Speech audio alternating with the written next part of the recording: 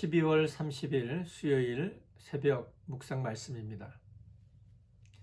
설상가상이라는 말이 있습니다. 엎친 데 덮친다는 것과 같은 그러한 의미죠. 코로나19로 그렇지 않아도 힘든 상황에서 또 다른 어려운 일들이 겹쳐온다면 우리는 어떻게 해야 할까요?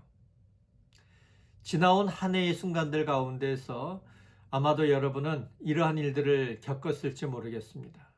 억울한 일들로 어찌할 바를 몰라 했던 그런 순간들도 있었을 것입니다. 불의한 세상입니다. 때로는 국가의 정책과 행정마저 공평하지 못해 우리의 마음이 상할 때도 있죠.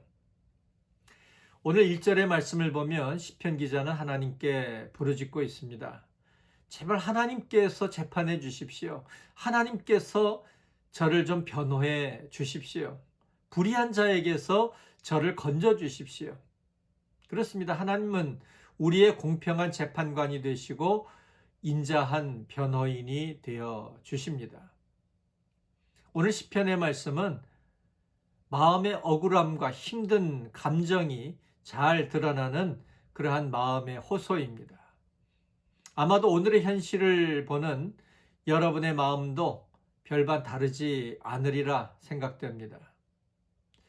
주님은 나의 힘이 되어주시는 하나님이신데 왜 저를 버려두시나요? 제가 왜 원수의 억압으로 슬프게 다녀야 합니까? 시편 기자는 계속해서 부르짖고 호소합니다. 오늘 여러분이 처한 상황은 어떻습니까? 어떻게 해야 우리 마음이 후련해질까요? 의의 재판장이신 하나님께서 당장 세상을 바로잡아 주시고 불의한 이들을 징계하시는 모습을 보면 우리 마음이 시원해질까요? 1절에서 하나님의 공의로운 판단, 재판을 요청하던 시편 기자는 3절에서 주님의 인도하심을 바라고 있습니다. 주의 빛과 주의 진리를 보내시어 나를 인도하시고 주의 거룩한 산과 주께서 이르시는 곳에 이르게 하소서, 이렇게 고백합니다. 우리 삶에서 바로 심판이 이루어지고 공평한 세상이 되는 것은 어떻게 보면 불가능한 일입니다. 또한 우리가 불공평한 세상으로 인해 매 순간 불평하고 또 비판에 사로잡힌 시선으로 살아가는 것 또한 잘못된 모습입니다.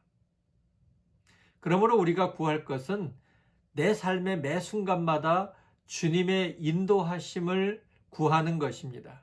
그리고 주님의 인도하심을 따라 살아가는 것이죠. 주님께서 우리를 인도하실 때 그곳에는 주님의 빛과 주님의 진리가 나타날 것이기 때문입니다. 주의 거룩한 산과 주께서 계시는 곳에 이르게 하소서. 주님이 인도를 받는 그곳이 우리에게는 거룩한 산이 되고 주님이 계시는 성전이 됩니다. 매일 우리가 있는 곳에서 주님과 동행하는 삶을 살아가시기를 바랍니다. 우리가 하나님의 공의에 대한 믿음이 있다면 오늘 당장 심판이 이루어지지 않는다 할지라도 우리는 억울해할 필요가 없습니다. 오늘이 하나님의 심판의 날은 아니라 해도 그날은 반드시 오기 때문이죠. 4절을 보면 시편 기자는 하나님을 만난 기쁨 가운데 그분을 찬양하고 있습니다.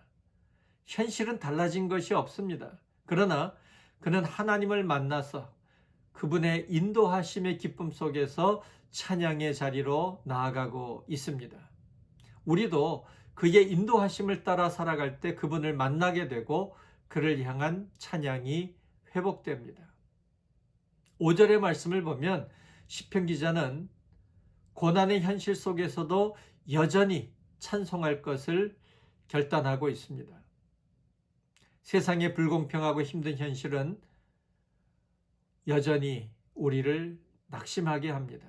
그럼에도 우리가 하나님을 여전히 찬송할 수 있는 것은 신실하신 하나님을 신뢰하기 때문입니다. 우리 영혼이 힘을 얻는 것은 하나님께 소망을 둘 때입니다.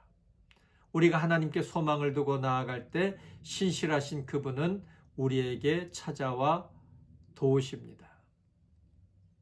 이란 찬양이 있죠. 인생이 힘들고 고난이 겹칠 때 주님여 날 도와 주소서. 외치는 이 소리 귀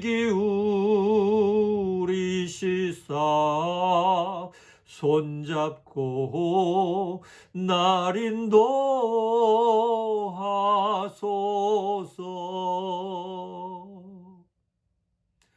오늘 우리 인생이 힘들고 고난이 겹친 현실이지만 주님께 소망을 두고 여전히 찬송하며 오늘을 살아가는 저와 여러분이 되시기를 축복합니다. 여러분 모두를 사랑합니다.